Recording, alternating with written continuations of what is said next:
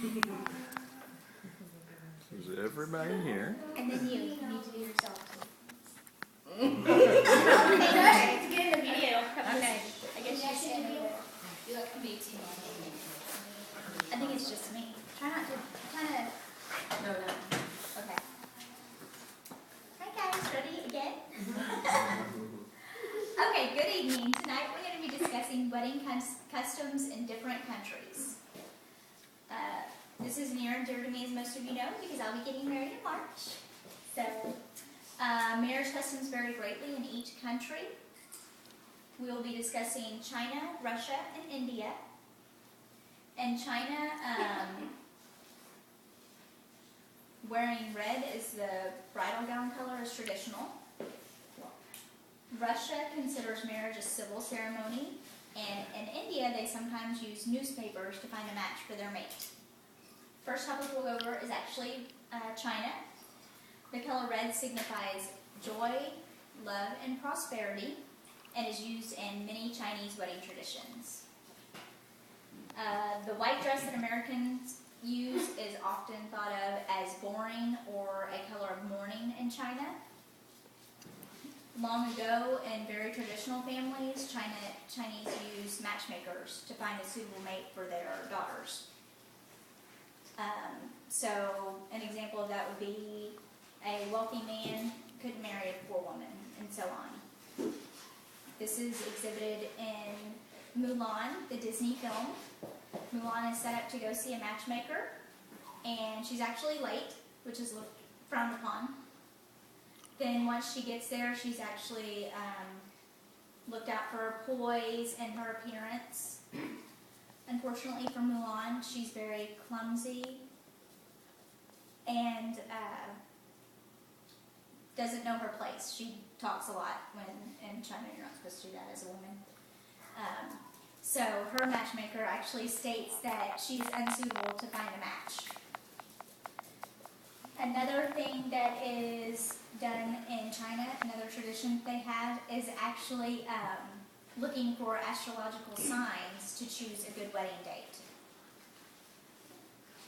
And another interesting fact about China is that they actually normally get married on the half hour instead of top of the hour because they want to start their marriages at an upswing versus going down.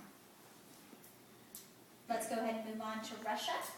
In Russia, the engagement is not considered a big event. There's no ring. Normally, the man gives his intended maybe some flowers to ask if he'll marry him. And they also consider marriage a civil ceremony, as I stated earlier. So that means if you actually get married in a church, it's not considered legal. The biggest thing for them is the reception. They love to celebrate with their friends and their family. The typical reception lasts about 2 days. It's dancing, music, feasting. Another thing is that in America, we believe that our ceremony and our reception is very important, but we only celebrate for half a day. Where theirs is 2 days of everything. What they also do is, the biggest thing for their wedding planners is making sure there's enough alcohol for the entire reception. Awesome. Yes. So the next thing we'll move on to is India. India is somewhat, India is somewhat similar to China in that they use a matchmaker, but in that instance, the father of the bride is actually the one who is looked at the most to choose the mate for the bride. If the couple does fall in love naturally, like nobody's setting them up, that can also be accepted in that culture.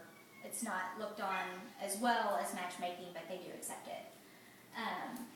The father of the bride can also encourage friends, family, and the community. If he'd like to, get other people involved in the matchmaking process, he can do that as well. They also do matrimonial ads in the newspapers. Which is not looked upon poorly because they're finding a lifelong mate and not just a romantic relationship. One other thing that's interesting is the henna tattoos that they do on the brides, called mehndi. It's normally done on the hands and the feet, and it's done about 2 to 3 days before the wedding. This is used to serve as an icebreaker for the husband and the wife, because it's said that the initials of the husband should be somewhere in the painting of all the artwork, all the tattoos. That's pretty much it. As we heard tonight, there are many different customs in each country. We believe that each of our customs are unique and wonderful, but today's society, pretty much everybody is a multicultural family. So,